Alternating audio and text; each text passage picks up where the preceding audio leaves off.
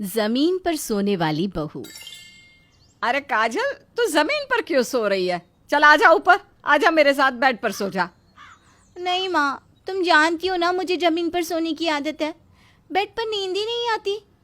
अरे बेटा, पर तुझे अपनी ये आदत सुधारनी होगी ना। अब तेरी शादी होने वाली है और तू ऐसे फर्श पर सोएगी तो तेरे ससुराल वाले क्या सोचेंगे? माँ, जिसको जो सोचना है सोचे, मैं तो बस अपना कंफर्ट देखूंगी। हाय, कितना अच्छा लग रहा है जमीन पर लेटकर। कितना ठंडा फर्श है। मैं तो कहती हूँ आप भी नीचे ही सो जाओ। इतना बोलकर काजल सो जाती है। दरअसल काजल की शादी होने वाली है। बस इसलिए उसकी माँ उसे कुछ तौर तरीके सिखाना चाहती है ताकि ससुराल में जाकर उसके ससुराल वालों को या काजल को कोई परेशानी ना हो। पर काजल है जो जमीन पर सोने की आदी थी।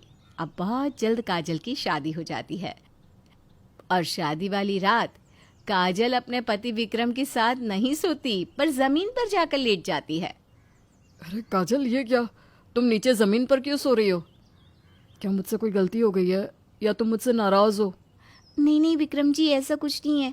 गर्मी ज़्यादा हो रही है ना, बेड पर नींद नहीं आ रही, इसलिए ज़मीन पर सो गई। फर्श काफ़ी ठंडा है, मैं ठीक हूँ। अच्छा, ठीक है, जैसे तुम्हारी मर्जी। काजल का ये रवैया देख विक्रम की आंखें फटी की फटी रह जाती है। पर बेचारा विक्रम कुछ नहीं कह पाता और चुपचाप सो जाता है।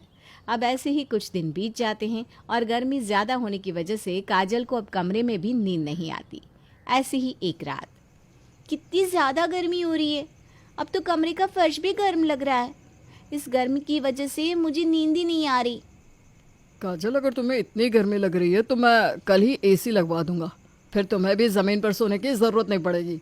नहीं नहीं विक्रम जी, एसी लगवाने की कोई ज़रूरत नहीं है। वैसे भी मेरी तो आदत है ज़मीन पर सोने की। आप फिक्र मत कीजिए। आज मैं ना हॉल में जा रही हूँ, वहीं आराम से सो जाऊंगी। विक्रम काजल से कुछ कह पाता उससे पहले ही काजल अपना तकिया लेकर हॉल में चली जाती है और फर्श पर सो जाती है। पूरे घर में अंधेरा था। अब आधी रात को सुमित्रा को प्यास लगती है और वो पानी पीने के लिए किचन की ओर जाती है। अंधेरा होने की वजह से सुमित्रा को काजल नजर नहीं आती और उसका पैर काजल से टकरा जाता है। बेचारी सुमित्रा काफी डर जाती है और नीचे गिरते ही जोर से चिल्लाती है, भूत भूत भूत। सुमित्रा की आवाज से सबकी आंखें खुल जाती है।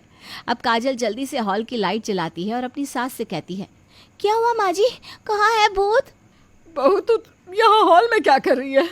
मेरा पैर अभी ज़मीन पर किसी चीज़ से टकराया। मुझे लगता है कि यहाँ कोई लाश पड़ी है या फिर यहाँ कोई भूत है। हाँ जी, डरने वाली कोई बात नहीं है, मैं ही थी और मैं कोई भूत नहीं हूँ बल्कि आपकी बहू हूँ। कमरे में नींद नहीं आ रही थी, गर्मी लग रही थी, इसलिए सोचा हॉल में जाकर सो जाओ। हॉल का फर्श काफ़ी ठंडा है, बहुत मज़ा आ रहा है सोने में। बहू सच बता, गर्मी की वजह से तू हॉल में सो रही है या फिर विक्रम से तेरी लड़ाई हुई है?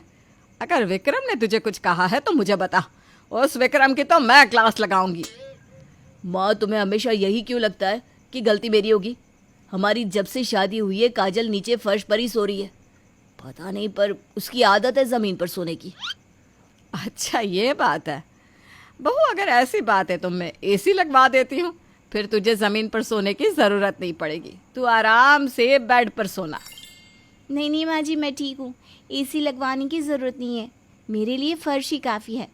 अब आप भी जाकर सो जाइए क्योंकि मुझे भी बहुत नींद आ रही है। इतना बोलकर काजल आराम से सो जाती है। ऐसे ही दिन बीतते हैं और एक दिन तेज़ बारिश होती है जिस वजह से मौसम भी काफ़ी ठंडा और सुहाना हो जाता है।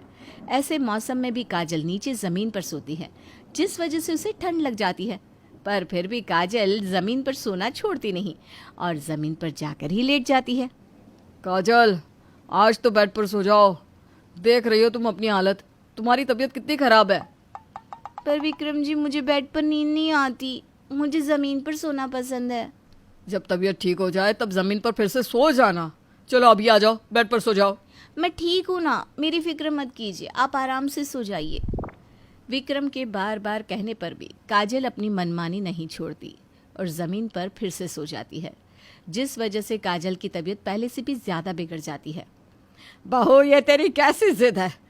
तेरे ज़मीन पर सोने की वजह से हमें परेशानी हो रही है।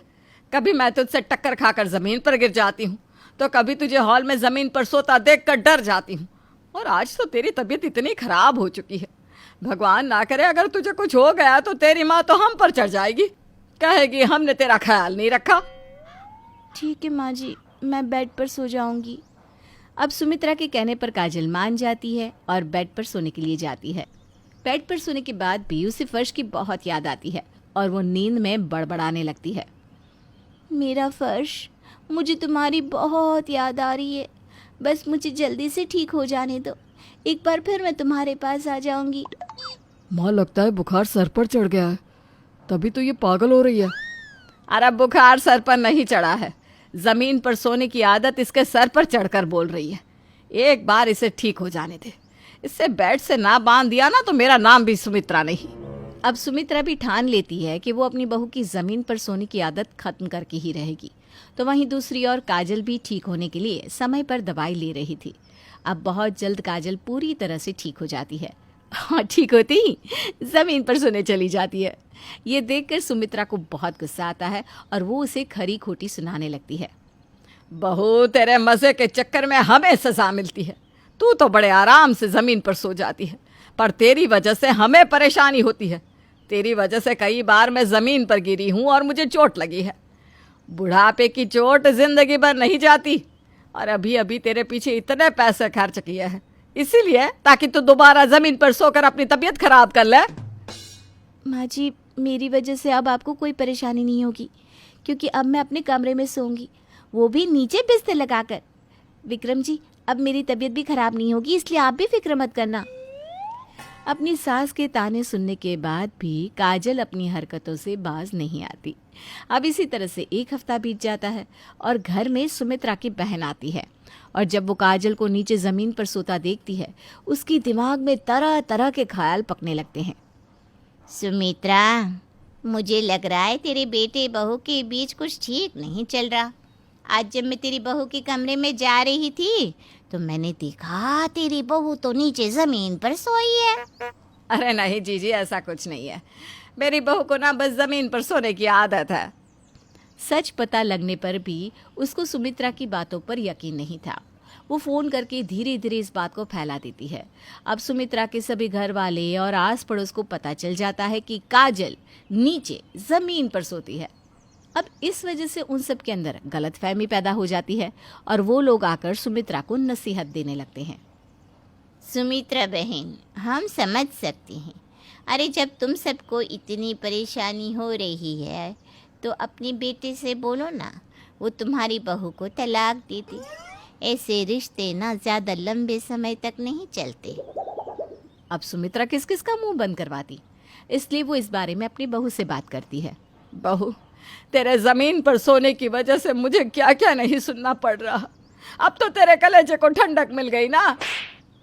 अपनी सास की ये बात सुनकर पहली बार काजल को बुरा लगता है, क्योंकि इस बार पानी सर से ऊपर जा चुका था। अब काजल खुद सबसे आकर अपनी इस हरकत के लिए माफ़ी मांगती है और ज़मीन पर सोना बंद कर देती है।